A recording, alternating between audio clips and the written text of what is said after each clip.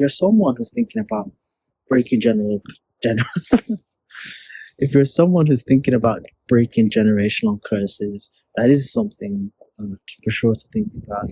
Is getting really radical about who would I be without the trauma, stepping into that identity, and you can do that as slowly as you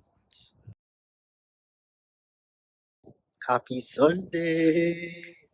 Here's 3 questions that I would ask myself if I was someone who wanted to break generational curse.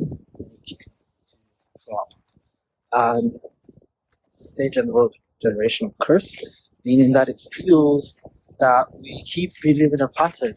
Meaning that you look at mom and you feel like, oh, I'm just reliving my mom's life, or I become my dad, and it's absolutely frustrating, isn't it? So I think the first thing is, you're not your mom, you're not your dad, you're not your grandma, you're definitely different time, different era, different opportunities, different mindset. And the fact that you're thinking about it already means that you're different. It means that it set you apart. So you are not them. Historically, lineagely, I know it feels that way. It probably is that way. It definitely is that way. DNA. But then technically we also came from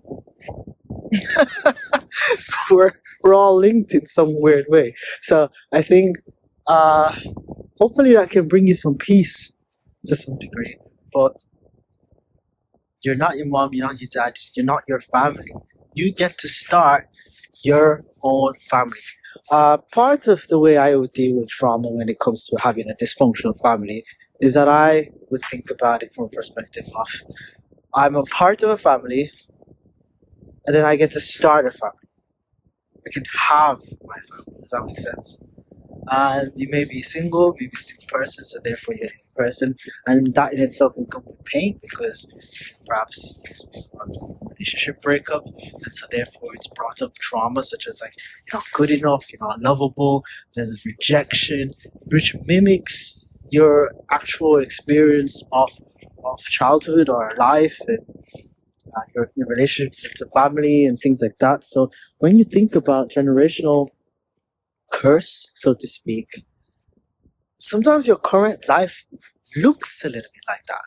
And it can feel as if, oh my God, I'm living the exact same life as my family, except, 1 or 2 nuances. And the thing is, like, if you zoom out of that and you look at it from a bird's eye perspective, you'll come to see that there is a collective of people that have these very same experiences. We're all in a bubble, we're all isolated by ourselves, and it feels like, oh, I'm the only person going through this at the moment. And that's part of the frustration, is you feel alone, you feel isolated, and you feel like, this is just happening to you. But if you just zoom out for a second, you'll come to realize, in a way, trauma has an equation.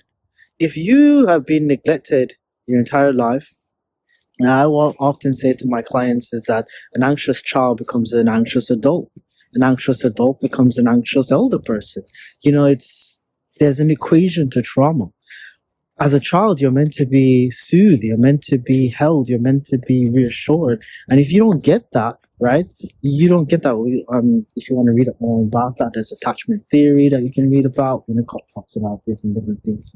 But essentially, when it comes to being a child who never experienced being nurtured and loved, of course you grow up to be somebody who's now dysfunctional to some degree. And then as an adult, you have to also adult to keep showing up for your life, kind of tap out of life. You can do that. I'm sure there'll be great consequences, and then you'll have lots of other stuff going on in your life which you probably don't want to be going on in your life, right? So essentially, that's the thing. That's the thing. I put Vaseline on my nose, hence why it's so shiny. It's a trick that I often use to keep certain extremities really toasty. But yeah, back to the video. And I'd say that, yeah. So oftentimes there's an equation to it. So by depersonalizing the trauma, you can sometimes find a way out of it. You can find a path that is one by thinking about community. Where can I find like-minded people? And by community, I don't just mean the people who are also mirroring the trauma that you've experienced and now you're trauma bonding. I'm not talking about that. I'm talking about being radical in stepping outside of that trauma identity and stepping into a version of yourself that you probably would have been without the trauma. Do you have a love for cars? Do you have a love for racing? Do you have a love for art? Do you have a love for fashion? I don't know. But stepping inside a world where people actually receive you and want to love you and want to celebrate you, that might feel like absolutely the last thing you want. It sounds chaotic, sounds maddening. You're like, what? What? But why would they love me? No one's ever loved me in my life. See the problem? So there is a radical take to sort of forging that path of stepping into this version of yourself that is beyond the trauma that you've experienced, beyond the generational curse, and and then it's just a moment of anchoring yourself. So, what do you anchor yourself with? Is it a form of ritual? Is it something physical? Is it something spiritual? You know what? How do you anchor yourself? In a moment? How do you honor the experiences you've had? You know, I had a client that said they wanted to bury the little girl that they had a funeral. I've never heard that concept before, and I thought, wow, you know, I learned so much about the inner child while studying counseling and this sense of soothe the inner child and look after the inner child. But this client wanted to have a funeral for the little child because she didn't need her anymore. Oh, wow. That was absolutely powerful. Absolutely powerful.